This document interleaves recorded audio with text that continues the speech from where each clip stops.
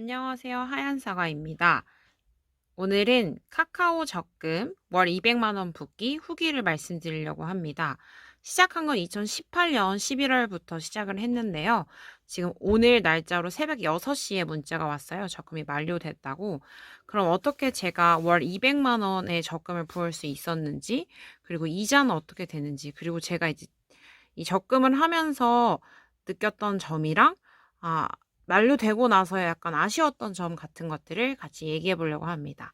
좋아요, 구독, 알림 설정은 저에게 많은 큰 도움이 됩니다. 시작하겠습니다. 네. 제가 적금을 붓기 시작한 거는 2018년 11월 16일 날부터 시작을 했어요. 그래서 2020년 5월 16일, 오늘 토요일 찍고 있는 아침 새벽 6시에 문자가 왔습니다. 그럼 어떻게 붓게 되었냐? 70만 원을 11번, 그리고 100만 원을 1회를 부었고요. 200만 원을 4번을 부었어요.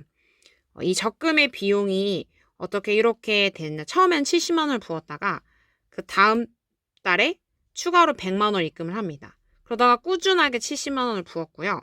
200만 원 같은 경우에는 올해부터 시작을 했어요. 올해 1월부터는 내가 70만 원으로 적금을 부으면 안 되겠다. 200만 원을 부어보자.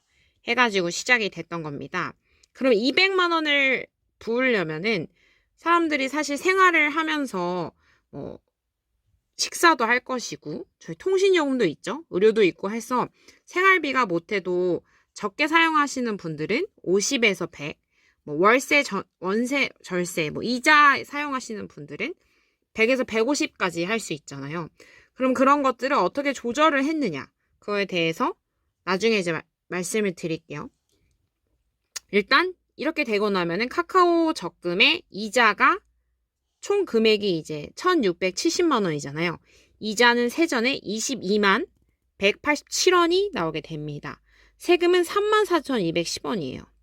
세금이 약간 마음이 아프죠? 22만 원 중에 3만 원이면은 치킨을 한 2마리, BBQ 치킨을 2마리 정도 사 먹을 수 있을 거예요. 1마리 정도인가요? 그러면 금액이 총 나온 금액은 1,688만 7,977원이 나오게 됩니다. 이자율 같은 경우에는 카카오 적금이 1.59%예요. 50%로 약간 살짝 높은 편이라고 할 수 있죠. 그러면 이 적금을 붓기 위해서 사실 어떻게 했냐. 사실 제가 적금 말고도 카카오 세이브박스를 1,000만 원짜리를 2개를 운영을 했고요. 정기예금 주택청약도 운영을 하면서 카카오 투자 부문을 4개를 투자를 했어요. 그 부분들은 차차 설명을 드리도록 할게요. 지금 포커싱은 카카오 적금 200만 원씩 부은 적금에 대한 1년 반 정도 했죠. 그거에 대한 후기니까 차차 말씀을 드리고요. 이거는 이제 알면서도 저희들이 간과할 수 있는 꿀팁을 하나 알려드릴게요. 우리가 인생을 놀면서 즐기면서 돈을 아끼는 꿀팁을 드릴 텐데요. 바로 커피값입니다.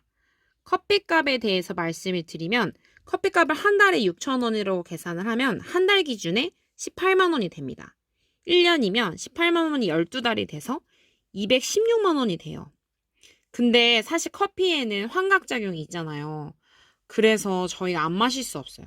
커피값을 아끼다고 썼지만 제가 커피값을 아끼는 것은 이 프랜차이즈에서 먹는 커피를 말씀을 드리는 거예요.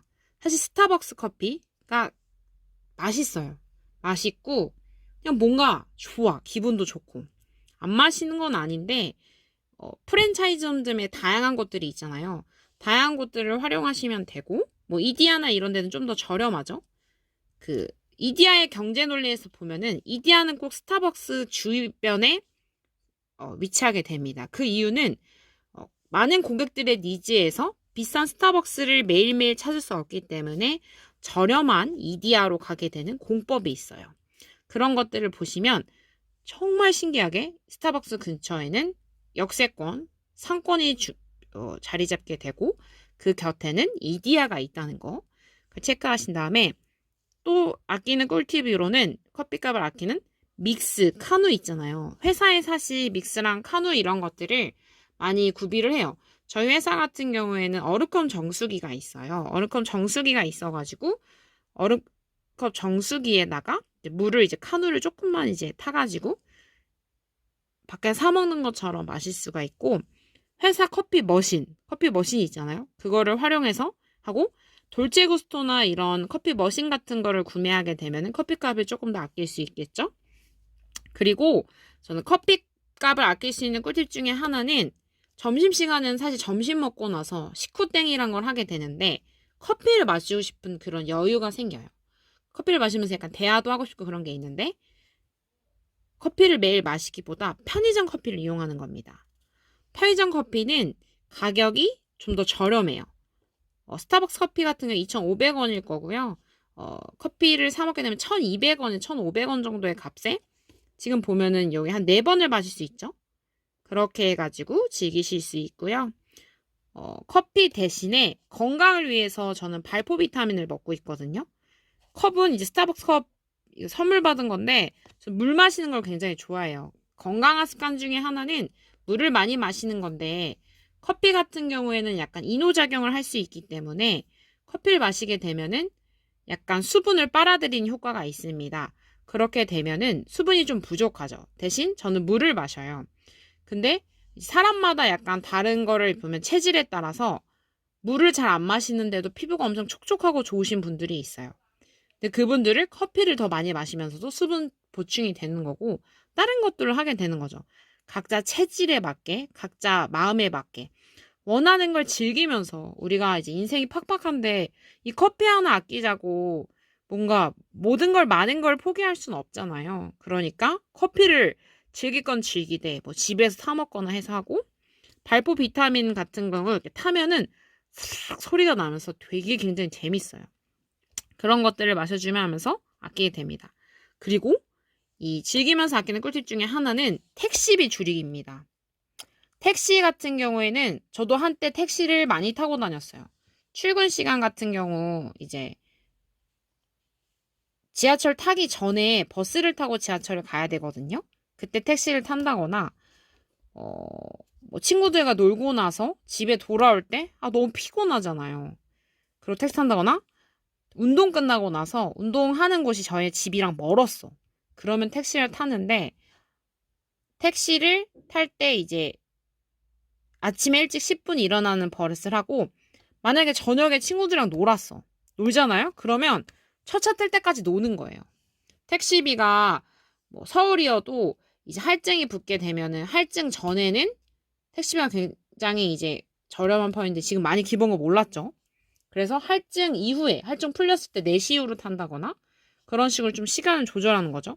첫 차 때 기다렸다가 대중교통을 타고 이제 집에 오게 되면은 택시비를 확실히 아낄 수 있어요. 근데 이거는 사실 젊을 때 가능한 거고요.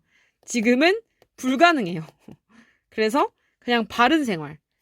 회사 갔다가 퇴근할 때 운동하고 집에 와서 휴식하고 출퇴근 때 책 읽고 그런 생활을 하게 되면은 저절로 택시를 안 타게 되고 그런 것들이 됩니다. 하지만 우리가 1년 365일 안 놀 수 없고 술도 안 마실 수 없고 친구들 안 만날 수 없잖아요. 그럴 때 택시를 타게 됩니다. 하지만 인지는 하고 있더라.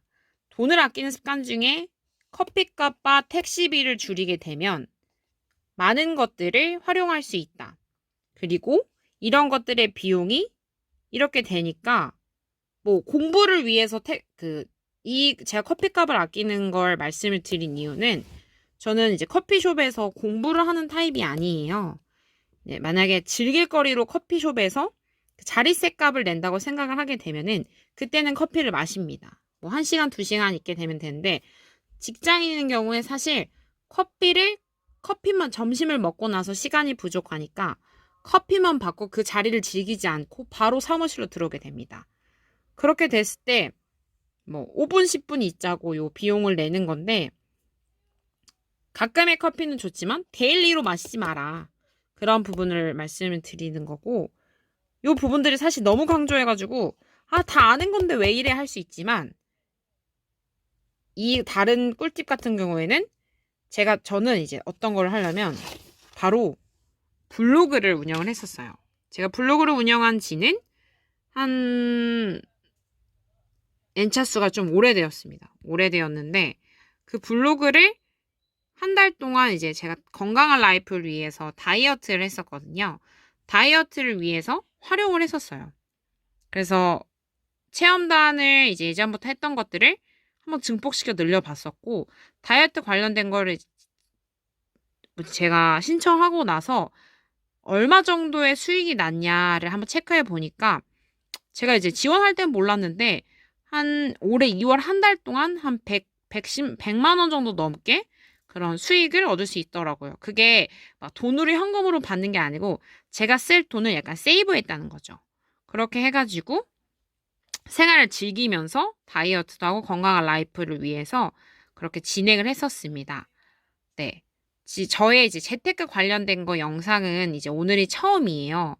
제가 약간 놀거리랑 즐길거리 그런 형태로서 유튜브를 진행했었는데 지금 다소 이제 무대본으로 하는 거여가지고 살짝 좀 버벅거리는 것도 있었을 텐데 감안해서 봐주시고, 사실 제가 이제 재테크 투자를 위해서 하고 있는 것들이 여러 개가 있어요. 한지 꽤 되었는데 이걸 정리해서 올려볼까 말까 하다가 이제는 차근차근 천천히 올려볼까 합니다.